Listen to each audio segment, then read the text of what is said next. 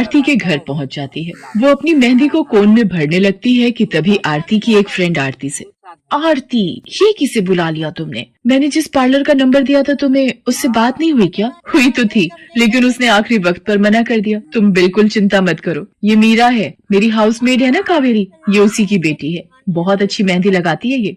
ओफो आरती, तुम भी ना, पार्लर की बात अलग होती है, उन लोगों का मटेरियल ब्रांडेड होता है, मेहंदी के रचने की गारंटी मिलती है वहाँ से। और इसकी मेहंदी तो मुझे कुछ समझ नहीं आ रही, इस पर तो कोई लेवल तक नहीं है। अगर कुछ गलत रिएक्शन हो गया हाथों पर तो? आप बिल्कुल चिंता मत कीजिए मैडम जी, ये मेहंदी मैंने खुद पीस कर तैयार की है। मेरे पास बहुत सारे मेहंदी के पौधे हैं, इसमें कुछ भी ऐसा नहीं है जो आपके हाथों को नुकसान दे। ना भाई ना, सॉरी आरती, बट मैं अपने हाथों को लेकर कोई रिस्क नहीं ले सकती। तुम सब लगवाओ, मैं तो पार्लर जाकर ही लगवाऊंगी।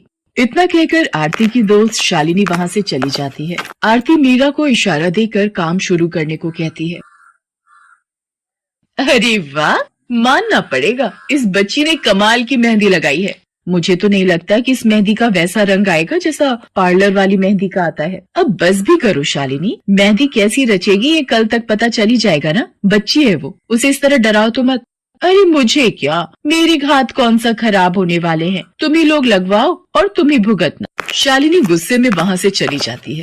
उसे पूरा यकीन था कि मीरा की मेहंदी रचेगी नहीं, साथ ही हाथों पर उसका गलत रिएक्शन भी हो सकता है, लेकिन जो हुआ वो इससे बिल्कुल अलग। अगले दिन मीरा के घर पर, अरे मैडम जी आप यहाँ, आपने तो आज काम पर आने के लिए मना किया था ना, मैं इसीलिए नहीं आई। हाँ हाँ, कल तुम कितना थक गई थी, इसीलिए मैंने आने को मना किया। मैं यहाँ तुम्हें काम पर बुलाने नहीं बल्कि किसी और काम से आई हूँ। अंदर नहीं बुलाओगी? अरे माफ कीजिएगा मैडम जी, आइए अंदर आइए। आरती को देखकर कावेरी भी बिस्तर से उठकर खड़ी हो जाती है। आरती के साथ उसकी दोस्त शालिनी भी थी। मीरा उन दोनों को पानी देते हुए कहती है, ये लीजिए मैडम जी, मेहंदी तो ठीक से रची ना मैडम जी? ये तुम्हें मैं नहीं शालिनी बताएगी। फिर शालिनी अपने हाथ मीरा की तरफ बढ़ा देती है। उसके हाथों पर कई जगह छाले पड़े हुए थे। ये देखकर मीरा उससे कहती है, अरे ये क्या हुआ मैडम जी? मैंने तुमसे मेहंदी नहीं लगवाई, उल्टा तुम्हारा अपमान करती रही, उसी की सजा मिली है मुझे। मैंने सबसे महंगे वाले पार्लर में जाकर मेहंदी लगवाई। मैंने उनसे जोर देकर कहा कि मेहंदी का रंग बहुत बढ़िया आना चाहिए।